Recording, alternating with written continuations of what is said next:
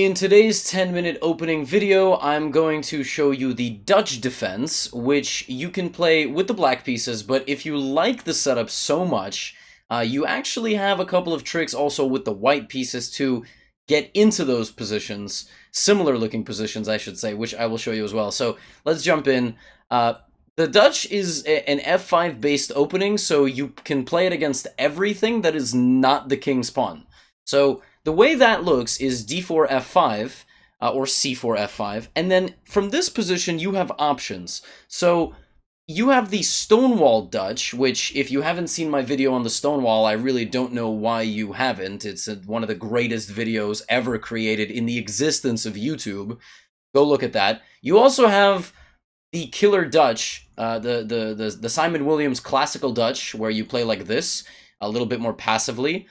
There's also systems you can play b6, bishop b7, and bring the bishop out this way. So just trying to control the center kind of in a unique way. And then my favorite, which is the g6 Leningrad Dutch.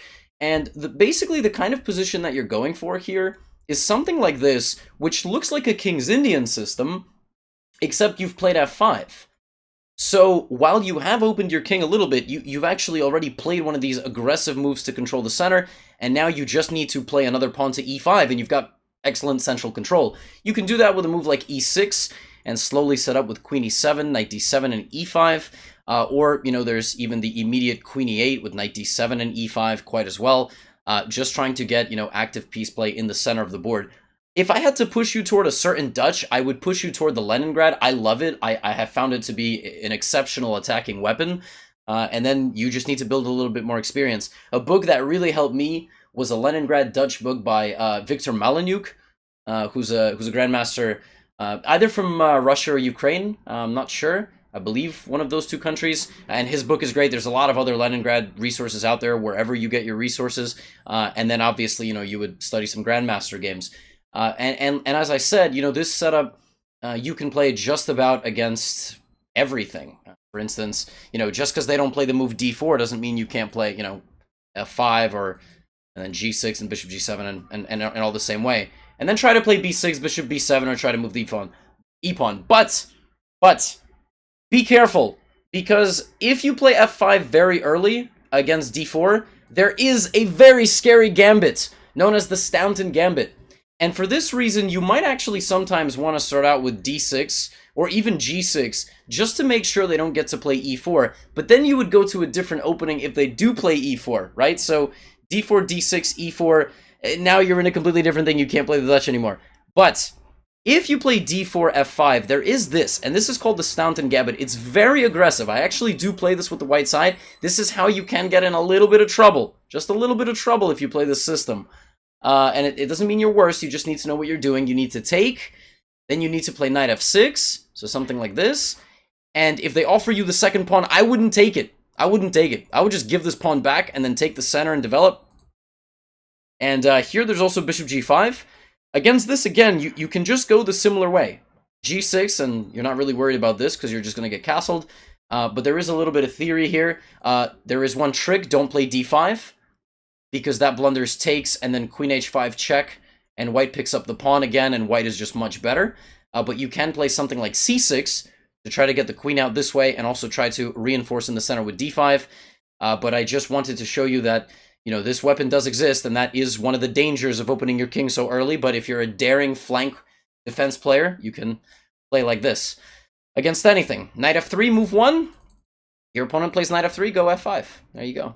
But again, there's also this gambit here, so this is called the Lisitsyn Gambit, I think, and you need to know a little bit of stuff here. Once again, take, and then just solidify in the center, and don't do anything too crazy, because your king is a little bit open, all right? How do you get this set up with white? Well, you can start out with the move f4. The only drawback of this move is that there are some very aggressive systems, like e5. And already, this is called Frum's Gambit, and you need to know what you're doing here. You can take the game back into a King's Gambit by playing e4. So this is one trick that you can employ on your opponents. They think that they're clever with the Frum's Gambit, and then boom! It's a King's Gambit all of a sudden. But you can play something also maybe like g3, move 1, and then bishop g2. So for example, knight f6, bishop g2, d5, and then f4. And now you're in a reverse Dutch, and this is a very different story, because now e5 loses all of its venom, because your king has been completely covered. But the one drawback of starting with g3 is they can play e5.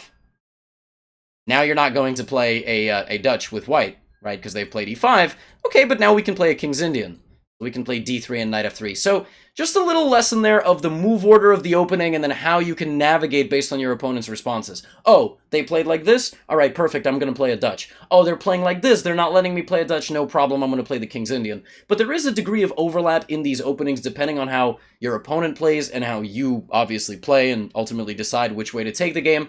But the Dutch setup is one that's very interesting. It involves moving the f-pawn very early, very aggressive, very unique system. Like, let's put it this way. If you're playing with the white pieces, your opponent is almost never going to get hit with a reverse Dutch. I mean, almost never. You know, the amount of times that your opponent is going to have to face this and knight f3 and castles is so rare. So rare. Less than 1% of their games, I would imagine. And then on the black side, you know, if they're a d4 player, maybe like, you know, less than 5% of their games are Dutches, I would say. So you're going to be in the familiar territory, and they're not going to be... I guess, as familiar, nowhere near as familiar as you are, because you're playing a system-based approach. Alright, it only took 6 minutes, but now you know how to play the Dutch, arguably with both colors. As always, let me know your questions in the comments about the Dutch defense. I will happily answer and elaborate on any sort of specific gambits or setups to the best of my ability. And for today, I don't know. I've been asking a lot of different chat questions, but what's your favorite fruit? How about that? Feel free to answer that in the comments below, just for fun, get a little discussion going. Like the video if you haven't already. Share it with a friend. I do really, really appreciate the support on these videos. And check out, you know, some of the other 10-minute opening clips. I'll see you in the next one.